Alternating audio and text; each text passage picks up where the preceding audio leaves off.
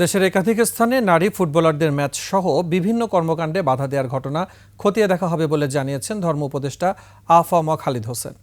এদিকে এসব ঘটনায় গভীর উদ্বেগ প্রকাশ করেছে সরকার। মফিউর রহমানের রিপোর্ট। নতুন করে অভিযোগ উঠেছে, গেল বুধবার রাজধানীতে চিনমতি সম্মেলন কেন্দ্রে কওমি উদ্যোক্তার অনুষ্ঠানে ঢুকতে দেয়নি নারী সাংবাদিককে। পাশাপাশি গত কয়েকদিনে ফুটবল ম্যাচ সহ নারীদের বিভিন্ন কর্মকাণ্ডে বাধা দেওয়ার ঘটনার বিষয়টি জানতে চাওয়া হয় ধর্ম উপদেষ্টার কাছে।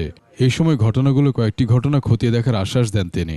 আমি তখনও জানতাম না বা আমার কেউ বলে নাই এখানে নারী সাংবাদিকদের প্রবেশে বাধা দেওয়া হয়েছে। ফুটবল বলেন অথবা অন্য কিছু বলেন, ওখানে এরকম পলিটিক্যাল এলিমেন্ট সক্রিয় থাকতে পারে। মাঝখানে কোনো পলিটিক্যাল এলিমেন্ট ঢুকে নিজের স্বার্থ সিদ্ধি করছে কিনা। নারী অভিনেত্রীদের কোনো অনুষ্ঠান করতে সরকার বাধা দিচ্ছে না জানিয়ে ধর্ম উপদেষ্টা জানান, এরকম সকল বিষয় খতিয়ে দেখা হবে।